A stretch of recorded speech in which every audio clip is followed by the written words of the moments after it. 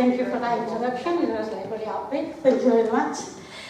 When the organizers of today's event invited me to speak on behalf of the ETUC, I felt honored and I felt nervous. The Edinburgh ETUC has been campaigning on many fronts over the past year.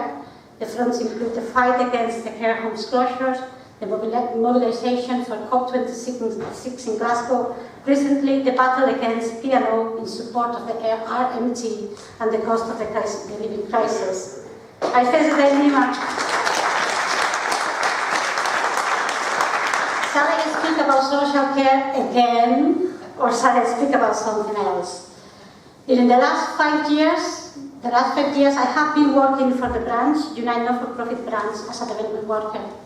The branch represents workers from a variety of non-profit employers with a significant representation of social care providers. Back in 2018, the branch produced a report on social care that matched to a high degree the conclusion reached by the report published by the Fair Work Convention on Social Care in 2019.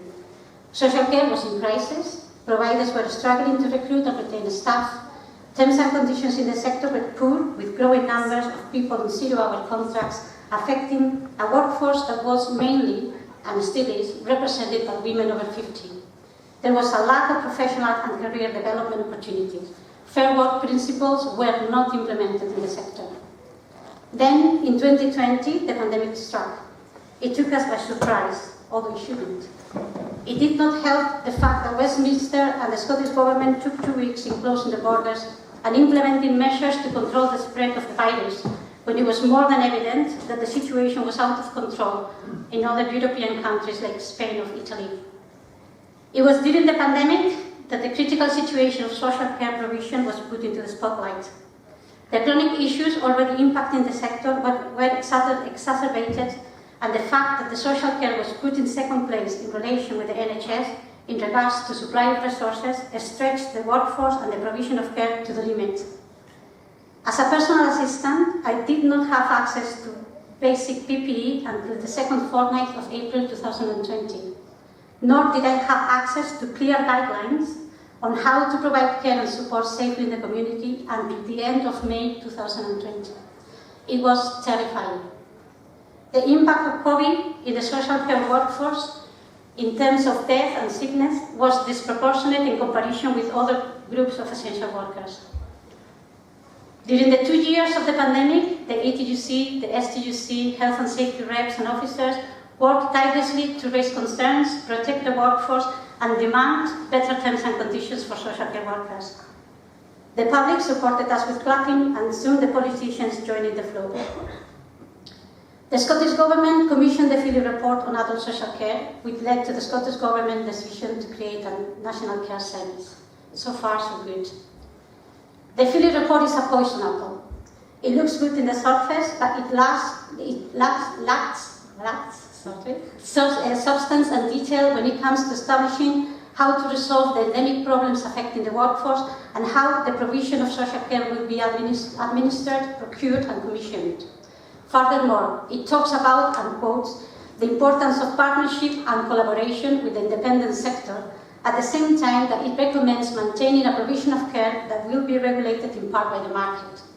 I might be getting lost in translation here, but these two ideas of collaboration with the private providers in a market-led economy is not possible. Private providers, and not independent providers as referred to in the Philly Report, are not in the system to collaborate. They are in the system to make a profit. Profit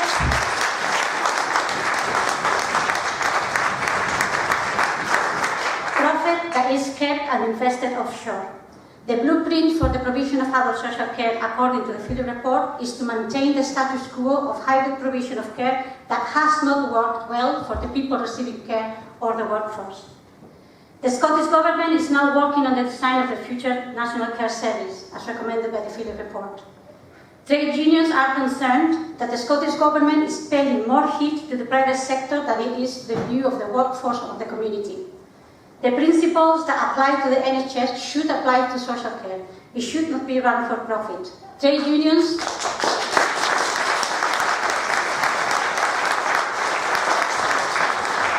Trade unions are concerned about the first steps the Scottish Government has taken towards the outsourcing of services to private companies. That is, the contracts with global consultancy companies PwC and KPMG. As reported by the Herald, the first contract did not follow the legal requirements established by the Public Contract of Scotland, and the second contract took place at the same time that KPMG, and quotes, withdrew from bidding from Scottish Government contracts as ministers put the relationship under scrutiny after a string of scandals. So far, the trade unions have not been consulted or involved in the design of the future of the National Care Services. We, as trade unions, should put more pressure on the Scottish Government for this situation to change. The National Care Service has not worked for both the people receiving support and the people providing support, the workforce represented by trade unions.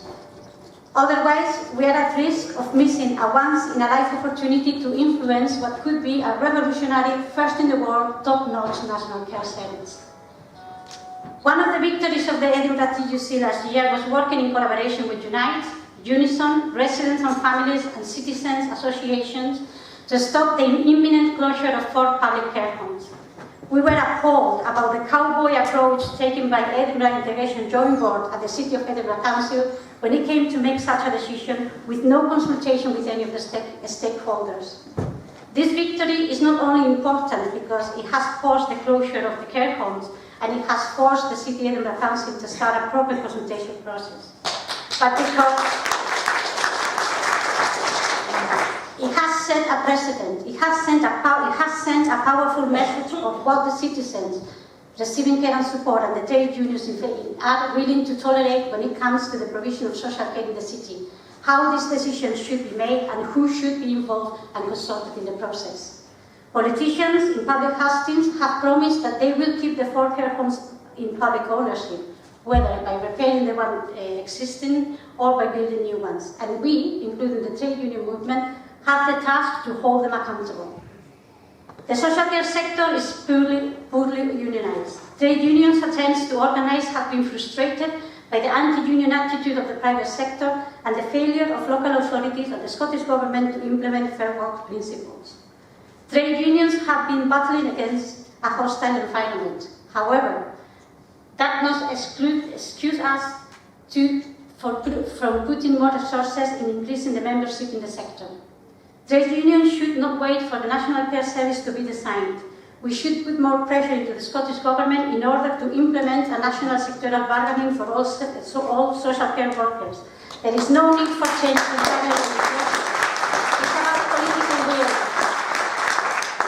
Understaffed providers cannot deliver quality of service, and providers won't be able to resolve the staffing crisis until recruitment and retaining improves through the establishment of decent terms and conditions. A few days ago, I attended an event organized by Holyrood. Attending the event were 2 MSPs, one from the Labour Party and another one from the SNP. The discussion was about how the public services responded to the pandemic. Both politicians were saying that it was amazing how the public service responded to the pandemic, how resourceful, creative and resilient public servants have been. As a social care worker delivering care and support during the pandemic, my first reaction was of pride. Even though I don't work for the public sector, I felt somehow included. But as the conversation went on, nobody was mentioning what I think is the main lesson. The pandemic caught us utterly unprepared. The public services, social care services, and especially private social care services were under-resourced, understaffed, and undertrained to manage an infection control situation. If the politicians, the decision makers, have not learned the lesson, we are in deep trouble. 14,556 people have died in Scotland because of COVID. In April 2021, out of the 10,000 COVID-related deaths, a third of them occurred in care homes. Shameful, yeah. Our senior citizens, the ones who fought for an NHS and paid taxes for years to receive a decent care at the end of their lives, were let down by the system in the most appalling way. Some of them died alone, some of them died without accessing palliative care. We all can guess how painful and stressful that might have been. By not referring to this reality, it was not reassured that politicians have indeed learned the lesson. I felt that for the ruling class, some people are just disposable. So after attending the event, the dilemma about my speech today was easily resolved. We, the trade unions, the social care workers, need to keep talking about social care.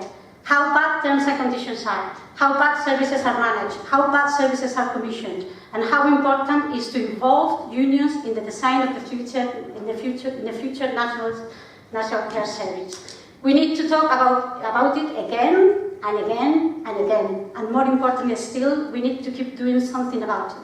Organizing workplace, lobbying politicians, holding them accountable, and engaging with the wider community. Thank you very much. Happy May Day.